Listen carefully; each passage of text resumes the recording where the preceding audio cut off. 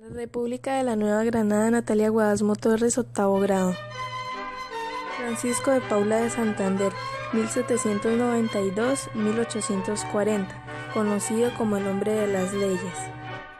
La República de la Nueva Granada. Luego de la disolución de la Gran Colombia, los seguidores de Santander se reunieron en una convención constitucional en septiembre de 1831. Allí decidieron retomar el nombre de Nueva Granada para el país y continuar con una forma de gobierno republicana. Un poco después, en la Convención Granadina de marzo de 1832, eligieron a Santander como presidente del nuevo estado y elaboraron una nueva constitución que dio origen a la República de la Nueva Granada.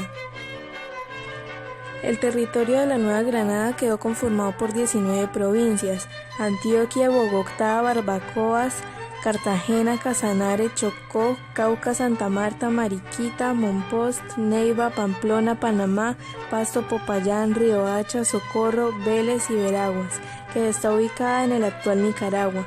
Estas provincias cubrían un área un poco más grande del territorio actual de nuestro país, pues provenían del Istmo de Panamá al norte y una franja más extensa de la selva amazónica al sur.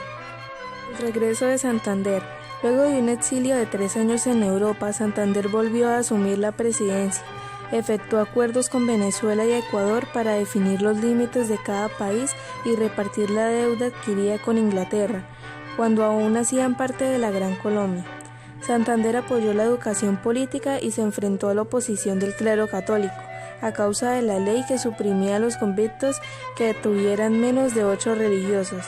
Esta ley ya existía en la década anterior, pero Bolívar la había derogado en 1828. Por otra parte, excluyó de su libro a los bolivaristas. Algunos de los antiguos seguidores de Santander criticaron estas medidas por considerarlas arbitrarias. También se opusieron a la forma como el presidente reprimió el levantamiento organizado contra el gobierno por militares bolivarianos, entre ellos el exgeneral José Sarda, a quien Santander condenó a muerte junto con otros concipadores. Un periodo de inestabilidad. En 1837, Santander terminó su mandato y fue reemplazado por José Ignacio Márquez como presidente de la Nueva Granada.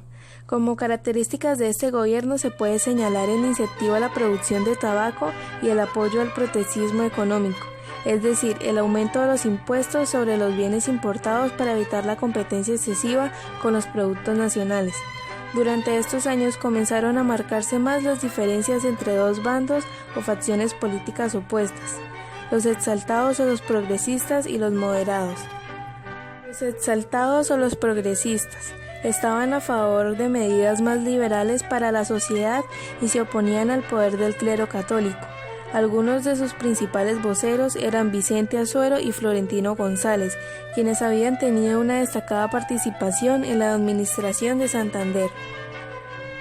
Los moderados creían que era más importante conservar el orden y evitar conflictos con la Iglesia. Estas dos facciones políticas se enfrentaron luego en la Guerra de los Supremos. La Guerra de los Supremos. En 1839 se impuso la ley que suprimía los conventos de menos de 8 religiosos en Pasto. Esta medida impulsó una rebelión de los habitantes más católicos, que acusaban al gobierno de querer acabar con la religión. A fines de año, el general Pedro Alcántara Herrán logró reprimir la revuelta en gran parte. En enero de 1840, el general José María Obando, al sentirse excluido del gobierno de Márquez, reinició la guerra al sur de Popayán. Obando, que hacía poco había sido acusado por la justicia de asesinar al marcial Sucre, se declaró jefe supremo de la guerra y defensor de la religión. Poco después, en otras regiones de la Nueva Granada, se produjeron levantamientos similares encabezados por caudillos regionales de tendencia federalista, que también se hacían llamar supremos. De este modo, el país se sumió en una guerra civil con los altos costos materiales y humanos que se prolongó hasta marzo de 1842. El retorno de la normalidad. En la Guerra de los Supremos se destacaron los generales Pedro Alcántara Herrán y Tomás Cipriano de Mosquera, quienes combatieron al favor del gobierno constitucional. A ellos correspondió ser los siguientes presidentes de la Nueva Granada: Durante el gobierno de Herrán 1841-1845 se reformó la constitución política. En la nueva constitución de 1843 se financió el centralismo y se dio mayor poder a la Iglesia Católica. Por ello, se autorizó el regreso de la comunidad religiosa de los jesuitas que había sido expulsada del país en 1767. Herrán también reformó el plan educativo y ordenó realizar un censo que arrojó el dato de 1.931.000 habitantes en la Nueva Granada. Durante la administración de Mosquera, 1845-1849, el país vivió un periodo de paz que favoreció el desarrollo de la economía. Mosquera impulsó una serie de medidas que estimularon la exportación de productos agrícolas como el tabaco y el algodón.